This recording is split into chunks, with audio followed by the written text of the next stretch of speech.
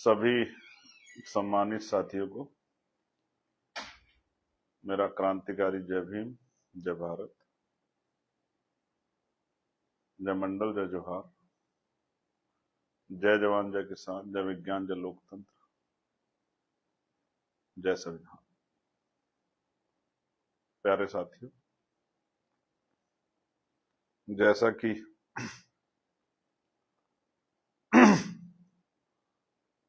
आज के बारे में जो आज आंदोलन था उसके बारे में कुछ महत्वपूर्ण चर्चाएं या मेरे द्वारा उसकी जो कुछ हुआ उस पर आपके सामने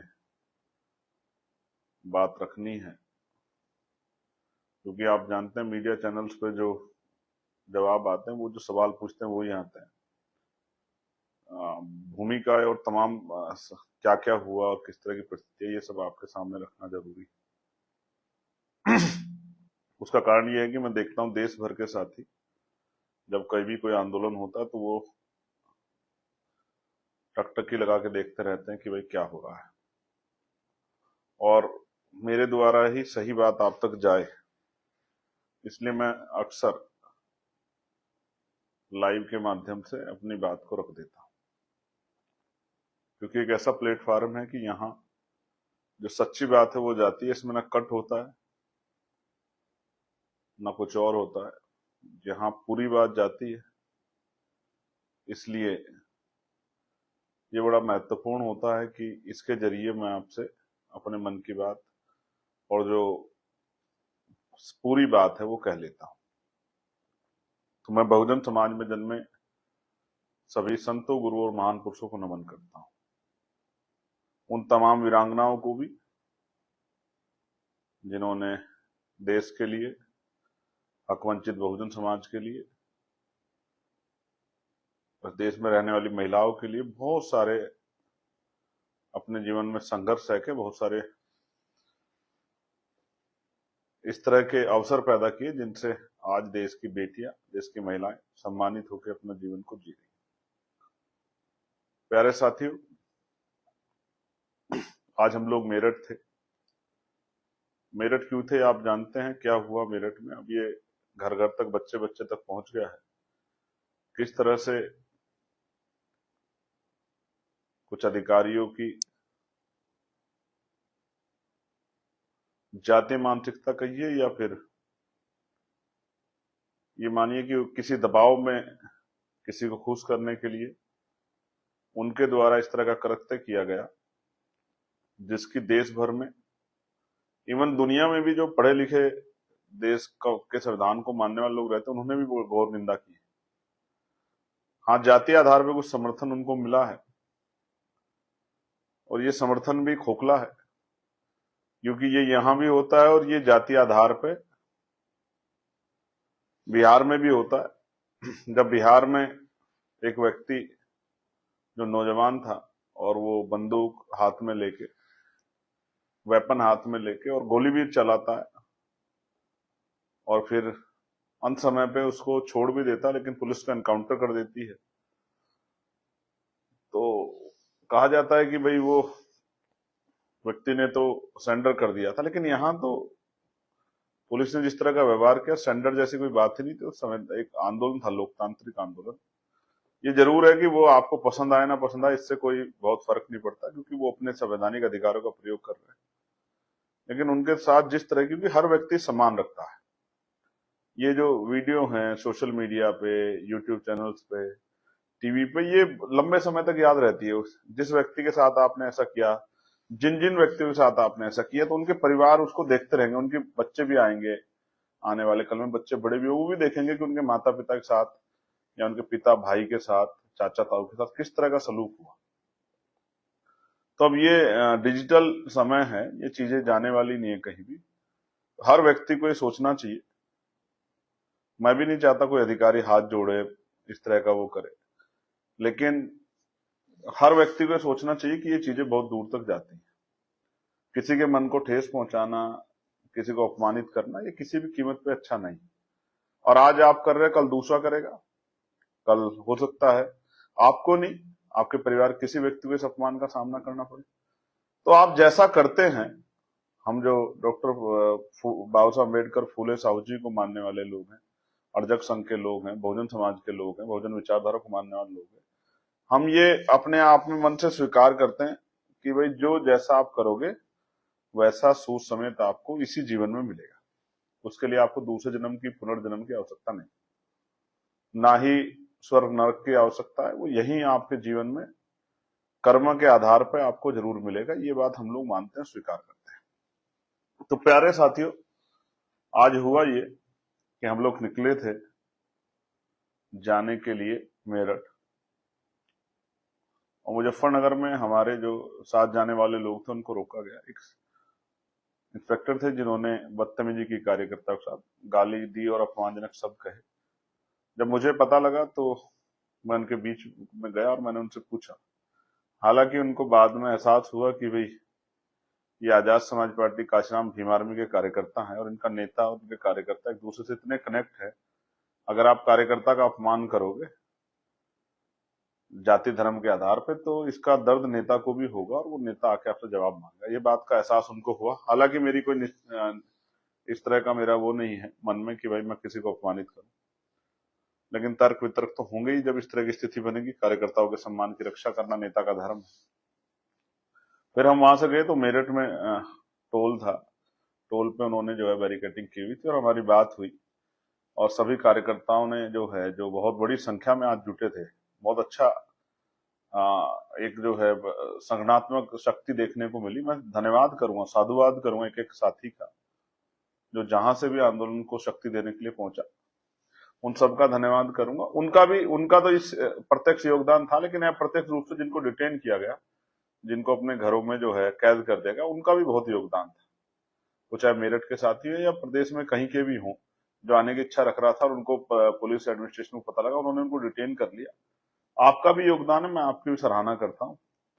लेकिन फिर उसके बाद काफी गर्मी, बारिश का मौसम, इन सब के बाद परिवार से मेरी बात हुई। हम तो कुछ लोगों के साथ जाना चाहते थे, लेकिन पुलिस ने कहा कि हम यही वार्ता करा देंगे। हम कोई जिद्दी टाइप लोग नहीं है, संविधान को मानने वाले लोग हैं और मध्यम मार्ग को भी काफी सम्मान करते हैं। बुद्धा ने कहा था मध्यम मार्ग अपनाना चाहिए। तो ये तय हुआ कि परिवार से मुलाकात हो जाएगी। परिवार के लोगों से मेरी बात हुई, उस बेटी से, उनकी माता से, जिन लोगों को चोट लगी उनसे बात हुई, और फिर उनकी बात सुन के अधिकारियों से हमने वार्ता की। एक बात है जो मैंने अभी तक किसी को बताई नहीं, छिपाई है, मैं उसको आज भी इस पर कोई चर्चा नहीं करूंगा। ये बात मेरे साथ जो उस कमरे में लोग थे वो जानते हैं और अधिकारी भी जानते हैं जो मौके मौजूद थे, क्या हुआ है। मैं इस बात को इसलिए चर्चा नहीं कर रहा हूं क्योंकि ये इसकी चर्चा होगी तो ये बात बहुत पीड़ादायक होगी और इसका आक्रोश समाज में बहुत कठिन होगा। लेकिन मैंने उसके लिए अधिकारियों से कहा है कि वो समय अनुरूप उन अधिकारियों पर कार्रवाई करें। अगर कार्रवाई नहीं होगी तो फिर मैं 100% उसका, उन बच्चों का जिन्होंने मुझे पीड़ा बताई थी, उनके सम्मान की रक्षा और उनके साथ जो अन्याय हुआ उसके लिए लड़ाई जरूर लड़ूंगा। ये बात मैं आपको बता रहा हूँ। तो फिर अधिकारियों से वार्ता होने के बाद हमने 6-7 लोगों का एक जो है प्रतिनिधिमंडल बनाया और भेजा, और प्रतिनिधिमंडल ने मुझे जानकारी दी कि जो डिमांड्स हमने रखी थी उन पे काफी हद तक सहमति बन गई है। और वो डिमांड्स इस तरह है कि भाई इस मामले की जो है निष्पक्ष जांच हो, और जिन आरोपियों को परिवार चाहता है कि भाई इनके नाम शामिल किए जाए, मैंने कहा कि आप निर्दोष को मत शामिल करो, दोषी को बचाओ मत। तो इसके लिए एक फेयर इन्वेस्टिगेशन बने हो, जिससे कि दूध का दूध पानी का पानी हो जाए और आरोपियों पे कार्रवाई हो, जिसका दोष है वो बचे ना और किसी निर्दोष पे कार्रवाई ना हो जाए। इस बात को ध्यान में रखते हुए एक हमें जो है एक इस तरह की टीम गठित करके एक न्यायिक जांच की प्रक्रिया से गुजरना चाहिए, जिससे कि आसान हो आरोपी कौन है और किसने अपराध किया उसको चिन्हित करना। दूसरा, पीड़ित परिवार की सुरक्षा। तीसरा, पीड़ित परिवार के लिए जो है आर्म्स लाइसेंस। चौथा, पीड़ित परिवार के लिए एक जो है संविदा की नौकरी, उनका परिवार चल सके, वो मुख्य धारा में जुड़ सके। और इसके साथ साथ पीड़ित परिवार वहां भय के साए में और वहां से ये वो वहां से जो है पुनर्विस्थापन चाहता है, रिहेल्पमेंट चाहता है, तो इसलिए जो है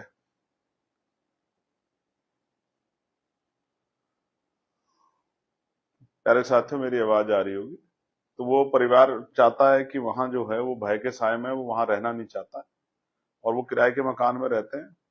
तो उस परिवार का जो है, जैसा एक्ट कहता है कि रिहेबिलिटेशन हो जाए और वो परिवार जो है शहर में आके बस जाए, इसके लिए भी वार्ता हुई है। और मुआवजे के लिए भी मुख्यमंत्री राहत कोष से भी परिवार की आर्थिक मदद हो, इस बारे में भी जो है एक ज्ञापन हम लोग मुख्यमंत्री जी के नाम देंगे और उसकी संस्तुति करवाएंगे कि यहाँ से वो जिले से जाए। तो इन सब चीजों पे बात हुई है। और जो बच्चे जिनको बंद कर दिया गया है, निर्दोष लोगों को पकड़ के जबरन मारपीट करके, उनको भी जो है उनकी धाराएं कम करके उनको बिना शर्त छोड़ा जाए, ये भी जो है पुलिस से बात हुई है। और जिन अधिकारियों ने लापरवाही की उन पर कार्रवाई के लिए भी बात हुई और उम्मीद है कि इसमें जो है सकारात्मक परिणाम आएंगे। इसके लिए 1 हफ्ते का समय उनको दिया गया है। 1 हफ्ते बाद हम इसका पुनः वो करेंगे। तो इस तरह से आज का प्रोटेस्ट हम लोगों ने, मैं बधाई देता हूं उन लोगों को जिन लोगों ने इसका, जो लोग इसका हिस्सा बने, प्रत्यक्ष रूप से या अप्रत्यक्ष रूप से जो लोग डिटेन हुए या जिन्होंने अपने साधन जो है प्रोवाइड कराए, उन सब लोगों का भी। और इसके हमें लोग रोकने के विरोध में लखनऊ की टीम ने भी एक शानदार प्रदर्शन आज वहां किया। ऐसी जो है अधिकारियों की, ऐसी मानसिकता के अधिकारियों पर कार्रवाई के लिए, और बार बार ये जो पीड़ित परिवार रोकने वाली प्रक्रिया, इसके विरोध में मैं इसके लिए हमारी जो टीम है लखनऊ की, हमारे सब साथियों को मैं बधाई देता हूँ। किसी का नाम नहीं ले रहा हूँ, लेकिन इसलिए सब लोगों को बधाई दे रहा हूँ जो लोग आज वहां थे, कि उन्होंने अच्छा प्रयास किया। बहनें भी थी हमारी और उन्होंने सरकार को बताया कि अब हम रुकने वाले नहीं। बेसिकली ये एक नया उत्तर प्रदेश है जिसकी जिक्र मुख्यमंत्री बार बार करते हैं। इसमें क्या है कि पहले तो आप अपराध नहीं रोकोगे, एनसीआरबी का डेटा कह रहा है कि लगातार कमजोर वर्गों पे हिंसाएं हो रही है। फिर जाति धर्म देख के आप कार्रवाई करोगे। और तीसरा सबसे इंपॉर्टेंट, अगर कहीं पीड़िता कमजोर वर्ग की होगी तो सबसे पहला काम आप ये करोगे कि उस गांव में बैरिकेडिंग करोगे कि कोई व्यक्ति उस गांव में पीड़ित परिवार से मिलने ना जा पाए, और जो जाना चाहते हैं, जो घोषणा करेंगे, उनको आप डिटेन करोगे। बाकी कुछ लोग जो बच जाएंगे, आना चाहते हैं, उनके साथ आप बदतमीजी करवाओगे। और फिर रेप या इस तरह की घटना में आप पुलिस की बिना, परिवार के बिना मर्जी के आप उसका अंतिम संस्कार करोगे। ये कई जगह से घटनाएं आई, ये नया उत्तर प्रदेश है। मैं बड़ा चिंता में हूं कि एक लोकतांत्रिक प्रदेश में, संवैधानिक प्रदेश में इस तरह की चीजों का कहां समर्थन हो सकता है, लेकिन ये हो रहा है, ये हो रहा है, लगातार हो रहा है, उत्तर प्रदेश में देखने को मिल रहा है। तो मैं बहुत जिम्मेदारी से बता रहा हूं, मैंने वहां भी ये घोषणा की थी कि अगर सरकार ने हमारी मांगों को अधिकारियों के माध्यम से जाएगी, नहीं सुना, उन पर कार्रवाई नहीं की, तो 7 दिन के बाद हम निर्णायक लड़ाई लड़ेंगे। चाहे हमें उत्तर प्रदेश विधानसभा का, मुख्यमंत्री आवास का घेराव करना पड़े, या फिर दिल्ली की संसद का घेराव करना पड़े, और पार्लियामेंट में भी इस मामले को हम लोग जोर शोर से उठाएंगे। आप खुद महसूस कीजिए, क्या मैंने ये बात वहां, क्या हमारी माओ को दर्द नहीं होता? बहुजन समाज की जो माएं हैं, हर मां को दर्द होता है बच्चे को 9 महीने पेट में रखने में, लेकिन हमारी हत्या पे इस तरह से क्यों प्रशासन जो है वो संवेदनहीन हो जाता है? जैसे परिवार ने बताया कि रात को उन्होंने एप्लीकेशन दी तो थाने के इंस्पेक्टर ने कहा कि कल जो है हम इस पे कल इसकी जानकारी जुटाएंगे, अब आप जाइए। जिसकी जवान बेटी जो है गायब हो 11 बजे से, और आप उसको कहो कि आप कल आके कार्रवाई, कल हम कार्रवाई करेंगे, आज नहीं करेंगे, रात भर, मतलब कुल मिलाकर ऐसा लगता है जैसे उस बेटी को बचाने का प्रयास ही ना किया गया। आप सब लोग अपराधियों के साथ मिल गए। और उससे भी इंपॉर्टेंट बात, जैसा ये बताया गया कि भाई उस बेटी ने, तो उस बेटी का प्रेम प्रसंग था। मैं आपकी जानकारी के लिए बता दूं, मेरे फोन में एक नोट है जो उस बच्चे द्वारा लिखा गया, ऐसा बताया गया परिवार द्वारा।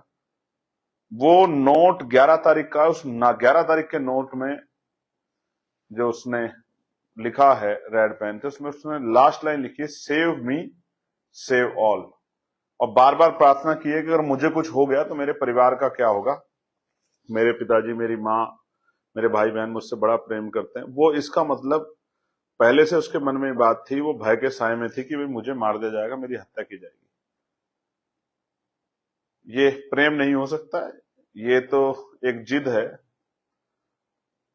एक तरफा प्यार, जिसमें आप जो है इस हद तक गुजर जाते हो कि उसकी हत्या कर देते हो। और उसका भय उसको था, तो किसी हत्यारे के साथ जिससे डर हो अपनी जान का, कोई क्यों जाना चाहेगा। उसने धमकी दी, जैसा परिवार द्वारा बताएगा, कि तेरे पूरे परिवार को गोली मार दूंगा। मजबूत लोग हैं, इसलिए जो है लड़की डर के साए में चली गई, और फिर वही हुआ जिसका उसको डर था। लेकिन हमारे सम्मानित अधिकारियों ने कहा कि प्रेम प्रसंग का मामला है, क्योंकि बेटी दलित की है तो जो मना है कह दो, क्या फर्क पड़ता है। कोई सुनने वाला तो है नहीं, कोई इनकी आवाज उठाने वाला तो है नहीं। जो इनके बड़े नेता, वही जो है इनकी लड़ाई लड़ने की बजाय वो इस तरह की बातें कह रहे हैं, जो लोग लड़ रहे हैं उनके खिलाफ, कि भाई पहले वो उनके लोग जाके वहां जो है हंगामा कराते हैं, हिंसा कराते हैं, रोड जाम करता है, अराजकता कराते हैं, फिर उनका नेता जाता है, मुखिया जाता है घर वो मगरमच्छ के आंसू बहाने के लिए। आदरणीय बहन जी, आप मुझे नहीं कह रही हो, मैं आपका बड़ा सम्मान करता हूं, लेकिन ये जो अपमान आप कर रही हो ना, ये केतन के परिवार का भी कर रही हो, जो आंसू परिवार वो बाहर आता मेरे साथ, जिनके आंसू पूछने के लिए मैं वहां गया था। ये आप मेवालाल पासी के परिवार का भी कर रही हो, ये आप ललिता बहन के परिवार का भी कर रही हो। आप मेरा नहीं कर रहे, आप राजनीतिक स्वार्थ में अपनी राजनीतिक जो है शक्ति को या अपनी पार्टी को, अपने दल को बचाने के लिए, उसकी साख को बचाने के लिए आप इस तरह से की बातें आज आपने की, जो बड़ी, जिसने पूरे समाज के मन को ठेस पहुंचाई। किस तरह के शब्दों का प्रयोग आपने किया। क्या केतन लाल की हत्या मैंने कराई, या किसी संगठन ने कराई, या मेवालाल पासी की हत्या किस संगठन ने कराई, या ललिता की हत्या, उसको जो है उस बच्ची का जो है, और जिस तरह केमिकल डाल के उसका मुंह जला, ये किस संगठन ने कराई। और जो बच्चे वहां आंदोलन भी कर रहे थे, क्या वो समाज के नहीं थे? वो क्या अपने लिए आंदोलन कर रहे थे? भले कि वो हमारे संगठन के नहीं है, लेकिन आज उनको पीट पीट के जो है, जिस तरह से उनके साथ उनको अपमानित करके, आज उनको आपके संरक्षण की जरूरत थी, आज उनको मेरे संरक्षण की जरूरत थी, सपोर्ट की जरूरत थी, और आज आपने उनको जो है उनके बारे में जो मना टिप्पणी कर दी। भाई मैं तो मना नहीं कर रहा ना, सब लोग घड़ियाले आंसू बहाए, आए जाके पीड़ितों के बीच में आए, समाज के मन में ठेस पहुंची आज आपको। मेरी बात को आप याद रखना, खबर जाएगी आप तक, आज मेरी बात को आप याद रखना। मैं आपका बड़ा सम्मान करता हूं, समाज में आपका बड़ा सम्मान है, लेकिन आज आपने जो किया है उससे समाज के मन को बहुत ठेस पहुंची है। और जो समाज पर अन्याय करते हैं, उनके हौसले बड़े बुलंद हुए हैं, कि अब इनके एक नेता ने तो इनके सर से हाथ हटा लिया है, जब इन पर अन्याय होगा तो वो तो हमारी पक्ष की बात करेगा, इनके पक्ष की बात नहीं करेगा। ये बड़ी चिंता की बात है। दूसरा, आपने कहा भाई निचली अदालत की जगह आपको जो है सर्वोच्च न्यायालय जाना चाहिए अगर न्याय ना मिले। तो बहन जी, आप बड़ी सम्मानित नेता हैं, आपको पता है गरीब आदमी की जिसकी हैसियत नहीं है, जो गांव में रहता है, जिसकी बेटी के साथ अन्याय होता है, जिसके खुद के साथ अन्याय होता है, जिसकी बहन के साथ अन्याय होता है, जिसकी माँ के साथ अन्याय होता है, उसकी हैसियत है सुप्रीम कोर्ट जाने की, सुप्रीम कोर्ट में लॉयर खड़ा करने की। इतना सशक्त है समाज। अगर समाज इतना सशक्त होता तो उनको किसी नेता की आवश्यकता नहीं होती, वो अपनी लड़ाई स्वयं लड़ लेता, वो आंदोलन नहीं करता, बड़ा सा वकील खड़ा होकर ना इन पे इनकी सुनवाई ना करने वाले अधिकारियों को लंबा करवा देता है। लेकिन उनकी हैसियत कहाँ है बहन जी, कि वो बड़ा वकील खड़ा कर सके सुप्रीम कोर्ट में। और आप समझते हैं, मैं आपसे भी कह रहा हूं, सब लोगों से, आप देखिए, बात ये नहीं है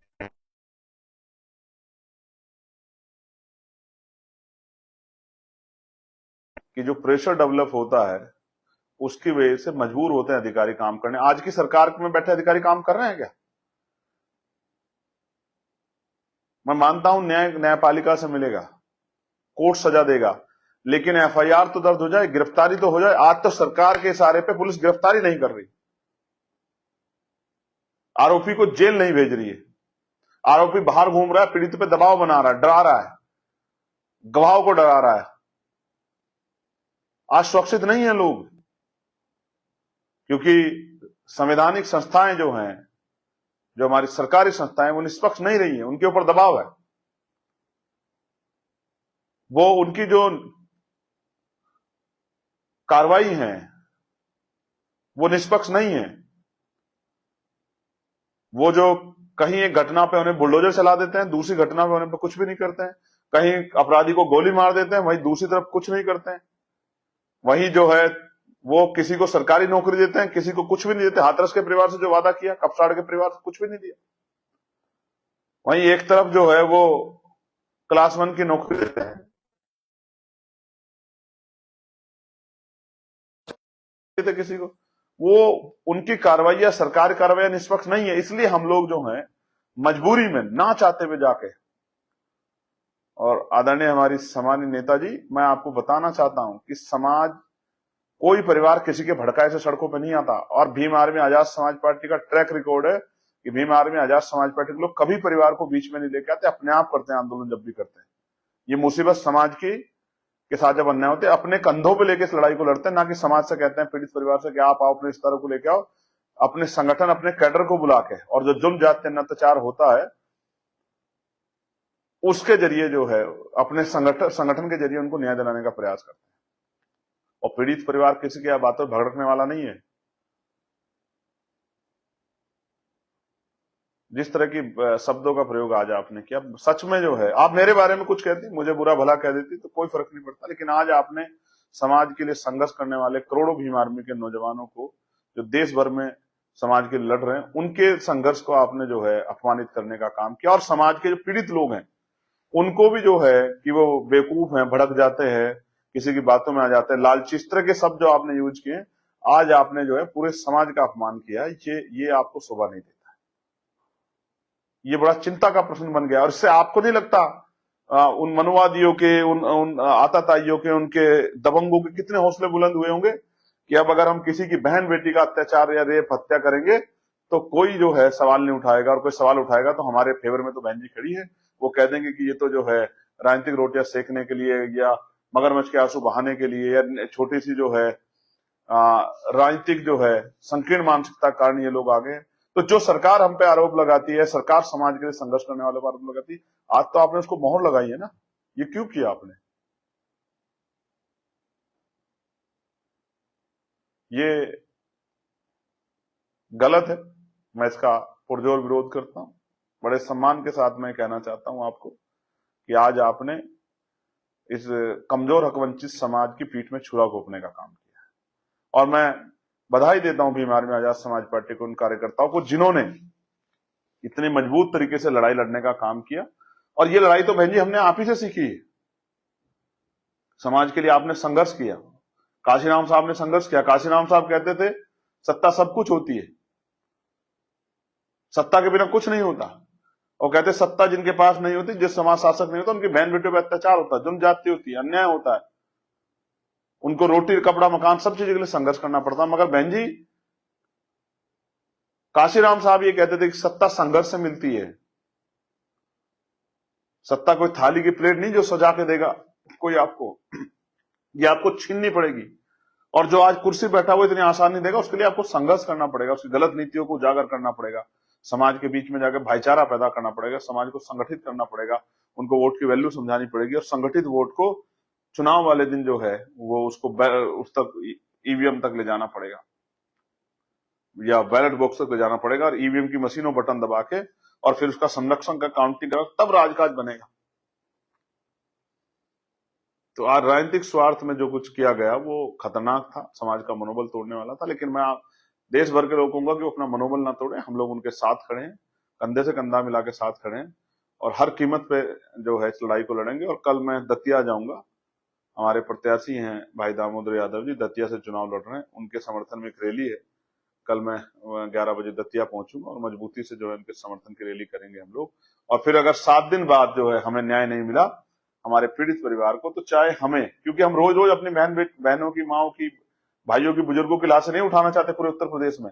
कभी हमें टिहरी जाना पड़ता है अपने भाइयों की लड़ाई लड़ने के लिए, कभी हमें रायबरेली जाना पड़ता है मेवालाल पासी भाई की लड़ाई लड़ने के लिए, कभी हमें मेरठ आना पड़ता है बहन ललिता के परिवार को न्याय दिलाने के लिए, उनको जो लाठियां पड़ी है। आज वो अपेक्षा कर रहे थे उनके नेता कहेंगे, सरकार से सवाल पूछेंगे, अधिकारियों से सवाल पूछेंगे, मुख्यमंत्री सवाल पूछेंगे कि आपने हमारे लोग लाठी क्यों मारी, लेकिन आपने तो कमाल कर दिया।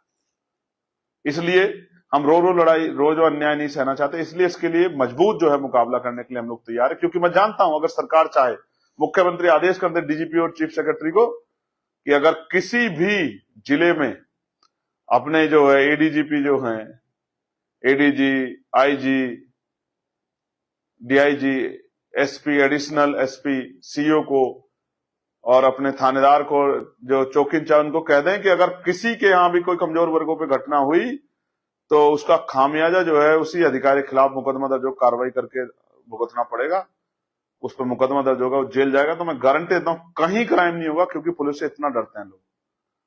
लेकिन जब मुख्यमंत्री की तरफ से कोई इस तरह के निर्देशन ना हो तो फिर कमजोर वर्गों पर अन्याय होना लाजमी। इसलिए मैं बड़ी पीड़ा के साथ आज का लाइव कर रहा हूं, क्योंकि आप तक बात पहुंचानी थी।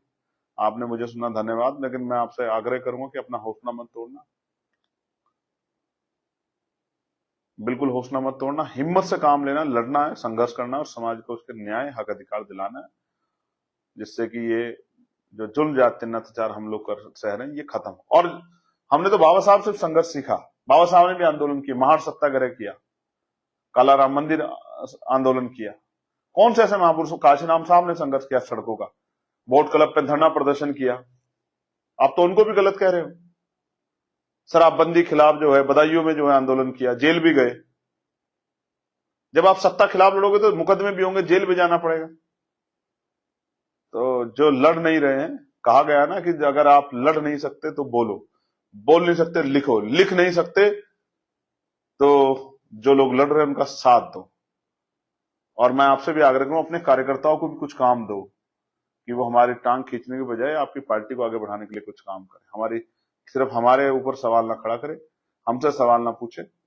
आपने एक शब्द नहीं कहा आज भी ललिता के परिवार के लिए, आपने नहीं कहा केतन के परिवार के लिए एक शब्द, आप पे समय नहीं था। मेवालाल पासी के परिवार के लिए आपके पास समय नहीं था, एक ट्वीट भी करने का समय नहीं था। लेकिन सरकार के खिलाफ जो आज आंदोलन हो रहा था उसमें सरकार को संरक्षण देने का आप पे समय था। ये समाज आप देख रहा है। और मैं आपसे फिर कहूंगा, सब लोगों से आपको बताना चाहता हूं, अपने पार्टी के पदाधिकारियों को, नेताओं, कार्यकर्ताओं, समाज बड़ा होता है और समाज नेता बनाता है। नेता से, समाज से नेता होते हैं, नेता से कोई समाज नहीं होता। और जो समाज नेता बनाना जानता है वो गिराना भी जानता है। आपने मुझे सुना, धन्यवाद। जय भीम, जय भारत, जय संविधान, जय मंडल, जय जोहार, जय जवान, जय किसान, जय लोकतंत्र, जय विज्ञान।